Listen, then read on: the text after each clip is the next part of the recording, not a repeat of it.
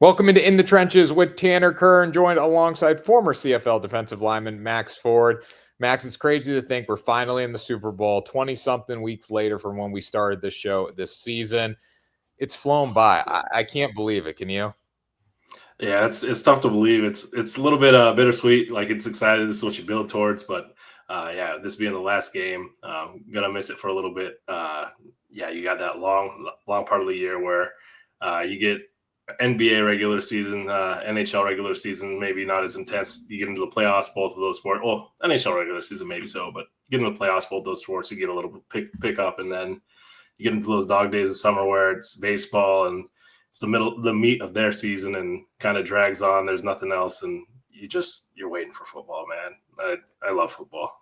It's like that quote Jim Harbaugh had about talking football with football guys and trying to bring guys along to talk more football. It's just yeah, it's been fun talking to you about it all year. Gonna miss it. So. Yeah, definitely. It's crazy to think, though, too. We're already almost into the 2025 regular season when you think about it. We got the draft coming up. New coaches are getting hired. Teams are already on to next season. Before you know it, the long months, like NHL, NBA playoffs kind of makes things go a little quicker. But then you get into the long month of baseball when you're in July. And then by August, though, you can taste that college teams are in camp. NFL teams have been in camp. We got preseason starting. So it's almost back before we even know it, which is kind of crazy to think about. Oh yeah, and then yeah, for those who like to look the year ahead a little bit, like play different. You get the prop bets start going for the next season.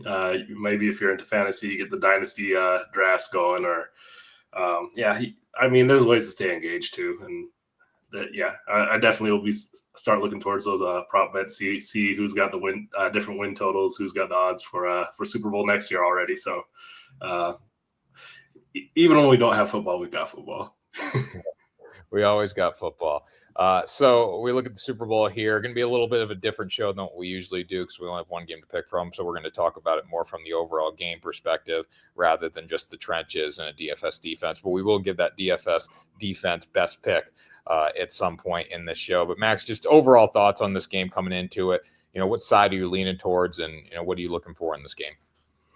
Yeah, if the health, okay, one thing that I'm looking for really is the health of the Philly offensive line. I know we've seen Landon Dickerson and Cam Jurgens both be listed as full participants on the practice report. So with that full participation, you normally expect that they're doing all right. But the last time we saw them, obviously they were both gutting it out.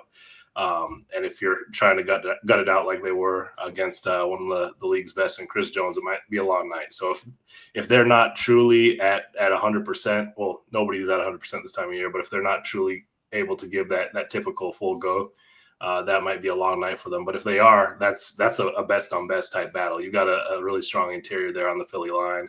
And then obviously on the Kansas City D line as well. Same thing going the other way. You got Creed Humphrey versus Jalen Carter, man. Like there's some fun matchups on the trenches. So that's what I'm looking forward to the most as far as how I see this game going. Yeah, it's tough to say because like if I look at it, just the rosters up and down, I do think Philly is a little bit more complete, but Kansas City, you don't win betting against them. Like this season, they damn near ran the table. Obviously, took the L against Buffalo, and then the Week 18 game I don't really count, but yeah, they can beat you anyway. Like I know a lot of people talked about they didn't score more than 30 points all year. They had to last game, and they did it. So they can beat you all kinds of different ways, and hard to pick against Kansas City, man. But I think I got to pick Kansas City just based on the history of them pulling it out. They have that it factor of knowing how to win games, and I think I got to go with them. I'm in the same boat when it comes down to it. You can't bet against Patrick Mahomes. You can't go against him. He knows how to win.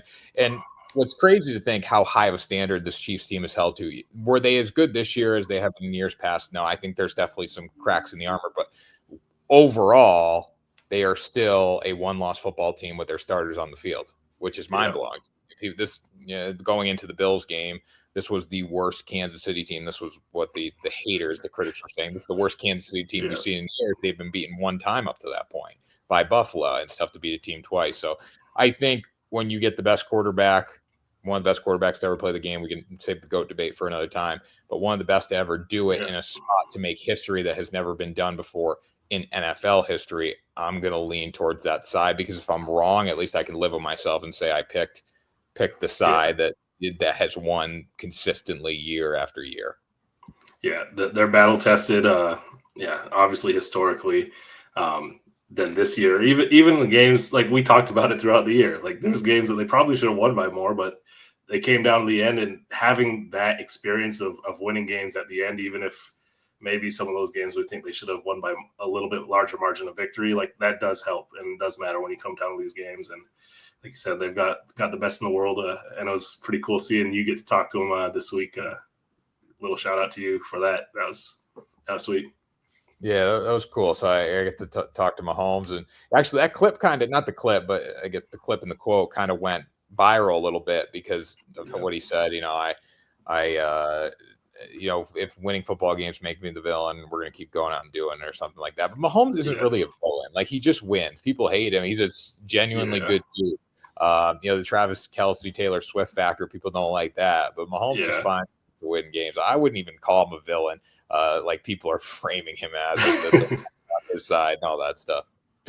Yeah, well, and like he said it, like it is one of those things where if winning makes you the villain, then they'll keep doing it, they'll embrace it. And I know, like you said, he's a great guy. He hasn't done anything off the field that would make you want to hate him. But we also talked about a lot of people, just when you start seeing the same team win over and over again, it does make you a little bit of the team that people want to root against. And we saw it with Brady. Sometimes you look back and you're like, man, I really did appreciate it. So I'm sure that there are a lot of people that are against them right now. I know, like I said, the Travis Kelce, Taylor Swift thing, a lot of people bring up the refs, whatever. But I'm sure we'll be looking back on this in 10, 15 years and thinking about how special it was to see a team that, he's 7 AFC championship games in a row and 5 Super Bowls or something like that. That's insane. I haven't, even with Tom Brady, we haven't seen something like that. So that's something that I've never seen in my lifetime, and probably going to be a while before we see it again. Yeah, definitely. And you look at the Eagles in Super Bowl 57, played offensively one of the best possible games you're going to play. I don't care adding Saquon Barkley to the mix now. Like, you're not going to get a better offensive game in this game than you did in Super Bowl 57, whether it's with Saquon or not, because you really can't. But when it comes down to it, the Chiefs still found a way to win. Did you see some of the clips from opening night? But just, we got a lot more to talk about the game, but Patrick Mahomes is so media trained. I don't know if you saw the question somebody asked him, and I'm sure this guy's going to lose his credential. But he says, who are some of your favorite refs? Do you send them Christmas cards? I don't know if you saw that question. I didn't see that. That's bad. That's messed up. But there's a one for Travis Kelce. And Mahomes answered it all the refs are really good guys, super media trained. Then he asked Travis Kelce, same guy actually, asked Travis Kelce, do you like Taylor Swift more or phantom 15-yard roughing the passer calls in the playoffs? Yeah, I did see that one. That was Bush League, but I don't know. They both handled it pretty well. Going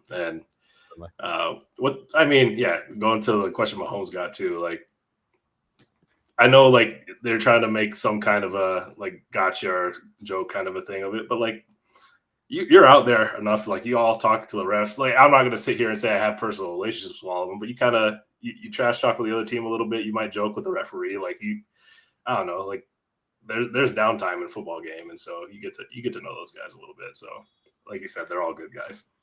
Yeah, definitely. So I want to look at the Chiefs' run defense against Saquon Barkley. We saw in the Bills game that the Chiefs got lit up a little bit in the second half as far as James Cook running the football here.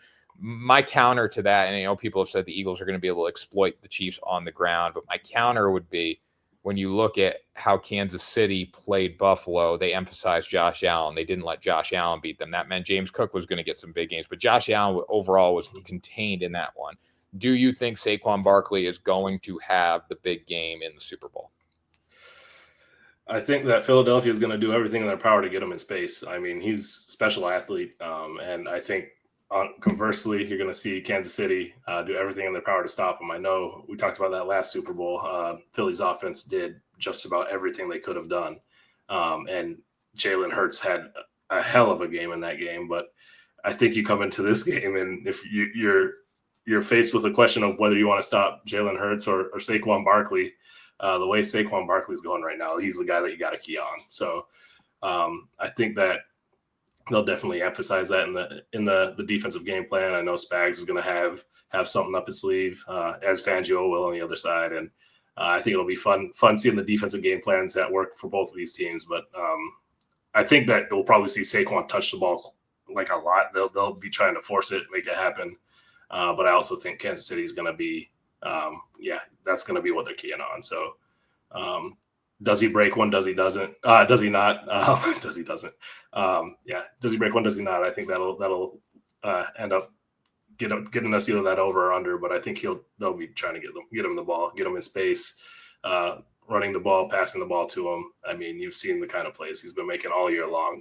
Running back number 3 in the MVP voting hasn't happened in a while since they've kind of devalued the position in a lot of ways, but just a special player. And it'll be fun to watch that matchup. Yeah, the total for Barkley is 109.5. The Chiefs have not allowed a 100-yard rusher in 18 straight playoff games. Would you go over or under for Barkley on 109.5?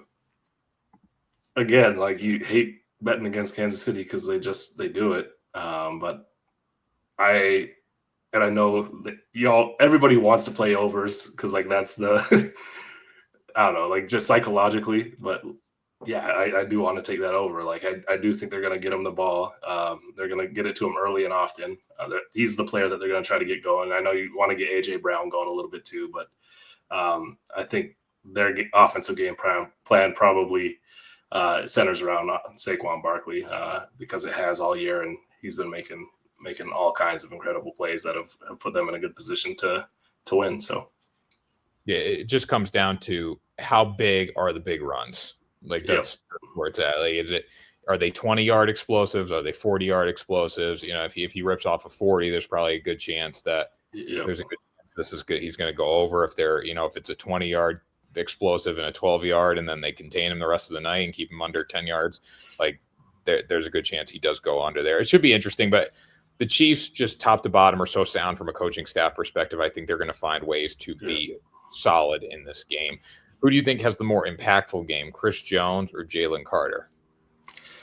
Man, I do think that the interior 3 of Philly offensive line, if they're healthy again, like caveat, and I expect them to be with those full practice participation, but if all those guys are healthy, I do think that the 3 of them together are probably a stronger unit than the 3 on the interior in Kansas City, not by a ton. Obviously, Creed Humphrey, with Jason Kelce retiring, is probably the best center in the league. I just give a slight edge to Philly on that interior 3, and because of that, I think I a little bit would side with Jalen Carter over Chris Jones, just because with the defensive line, obviously you can travel a little bit, move around, get those matchups. We'll say that Chris Jones actually does get on the edge sometimes too, but Philly also has some very good tackles, Jordan Mailata and Lane Johnson there. So I just think across the board, Philly has a better unit.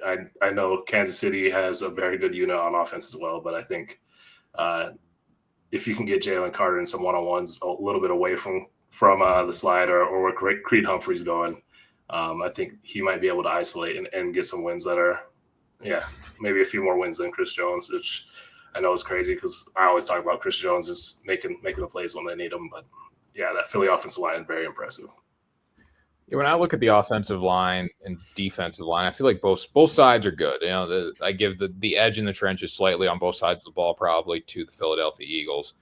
Yeah. But quarterback coach means so much, and I do lean towards Patrick Mahomes, Andy Reid. But looking at Jalen Hurts, he's faced a lot of criticism over throwing the football. I imagine Steve Spagnuolo's game plan is going to be limit what Saquon Barkley can do to us, and then make Jalen beat us over the top. Kind of like a little bit of a load the box up. They're going to play one-on-one coverage. A.J. Brown's going to probably make some plays. But what do you see? What do you think is going to happen with Jalen Hurts in this game? How's he going to perform? Well, like this year, I know it hasn't quite been up to that standard that he was playing 2 years ago when he was playing lights out. And so I do think that it's probably going to be a little bit tougher game, but knowing that the defense probably is keying on Saquon, there might be opportunities for some of those big plays. I don't expect him to have a game like he did 2 years ago because, like you said, he played almost a perfect game from an offensive standpoint against Kansas City in that loss. I don't expect him to have that kind of game. I do expect him to, like you said, make some chunk plays, hit up AJ Brown, Devontae Smith downfield, because they probably will be daring him to make those throws because it's not necessarily what Philly's comfortable doing. Whether he hits a couple of those, but I'm not going to say he's going to light the world on fire. I think he'll have a good enough game. Like I do think he'll play well, but I don't think he's gonna. It's weird to say about a quarterback. I don't think he's going to be the difference maker, but I don't think that he is in this game. But we'll see. Yeah, I think for them to potentially win, he has to be the difference maker. I don't think Saquon Barkley is going to be contained because you really can't contain him. But I think if you're able to limit Saquon Barkley and you make Jalen Hurts beat you, it's probably going to be a good day for the Kansas City Chiefs. I think Jalen Hurts is a winner. I think he can go out and find ways to make plays. But if the Eagles aren't running the football effectively in this game, that's where we're going to see the issue. And also, too, I think the biggest thing with the Chiefs is they're just able to conform to any style of game that happens. Last week against Buffalo, they needed to score. They came out, they threw the ball, they made plays. That was something we haven't seen from them all season. They're capable of doing so much on offense that we just haven't necessarily seen yet. So that's another fear of going against them in the sense of they can morph to play against this Eagles team. But my biggest thing, if the Chiefs can limit the run, I think they win the game. If they can't, they still have a good chance to win because they're the Chiefs, but it's going to be harder. Yeah, I'd agree. And like you said, they morph so well to their opponent. And I think that's something that I've talked to a guy that I know kind of brought us together in the first place, but Ryan Reynolds from our time over there at 33rd Team. And something that he always looks at is like how coaches adjust to game specific team specific plans for each game. And because some coaches just run what they run, and that's more or less it. And then other coaches, like you've seen historically, like Bill Belichick was very good at it too. Like he had a scheme for the opponent, very specific. And that team had a lot of success, obviously having who we consider the best quarterback of all time right now in Tom Brady didn't hurt. But having those players and then the coaches that can game plan that up. And obviously I know Andy Reid off a bye week has been great all his career. So I think that they definitely have a little bit of an advantage there. Yeah, definitely. So looking at the final score, Max, what do you got? I know you got the Chiefs winning, but what's the score? What does this game come down to? Is it a last second field goal? Is it a blowout? What do you think? I do think it ends up being close. We've talked about it with the Chiefs, like I said, all year. It's the margin of victory hasn't really mattered who they played for the most part. It's been close, and I do think that pops up again. I do think that they're able to keep the score a little bit lower than they did in the AFC Championship game. I kind of see it being 27-24 Chiefs, I think. I see both teams putting some points up, but not like breaking the doors off kind of a thing. And I see it being a close game down to the end. Yeah, I could see a Harrison Butker game-winning field goal, very similar to the kind of game that we saw last time, just between these two teams back and forth. For the Eagles to win, if it's a one-score game in the fourth quarter, the Eagles will not win the game. I think the Eagles need to be up 14 points in the fourth quarter, I think, to give themselves a realistic chance of winning the game. If it's a one-score game in the fourth quarter, I'm going to side with the Chiefs 10 out of 10 times. Oh, yeah. Like, was it last year? I can't remember which one against the 49ers that the Chiefs won, but yeah, they were down going into the fourth by like 10 or something like that. I don't have the exact number right here with me, but they were down like 7 or 10 or something like that, and then won by 10 by the end of the fourth quarter. They're a team that knows how to do what they need to do when they need to do it. They've got something up their sleeve always. And I think maybe that should color how we talk about them when it comes to these close games too, is like they're not breaking out all the stops against everybody, and they do what they need to do to win. And then they have those other things that can break out in these close games, in the important games, in the big games, and they found a way to do it there. So, they execute when it matters. And like you said, if it's close, I do got to give them the edge there. So I'm going to say 31-27 Chiefs. I feel that. I think it's a 3 to 4 point game. I would say would be my margin, 3 to 4 points. And if it turns out to be a touchdown or like a double digit game, it's a late score that just puts it out of reach. But I think it's going to be close the entire time. Yeah, like a pick six or something, put it on ice or some kind of something like that. Yeah, I can see that. Definitely. Reminds me of that old Saints Super Bowl against Peyton Manning. Talking about those Saints down there in New Orleans. So. Yep. Well, it should be a good game. Superdome was my first time in the Superdome this week, so that was really, really cool. It's a cool venue. It should be a great game. I'm surprised tickets are dropping a little bit. Chance to see history. I saw tickets are dipping almost below $3,000 right now. Still a lot for a football game, but we're almost back to face value, which is crazy. Oh yeah, that's very, like you said, history. Like we haven't had a three-peat in the Super Bowl era, and yeah, I think for a chance to be in the building to see that, you would expect the markup to be a little bit higher than, like you said, approaching face value there. So that's very surprising. Definitely. Well, Max, it was a great year, great season. We'll see if we can finish strong here. Oh, before we go, if you're taking one DFS defense, who would it be and why? I know it's a limited slate, so you only got to pick the one game, but who would you take? Yeah.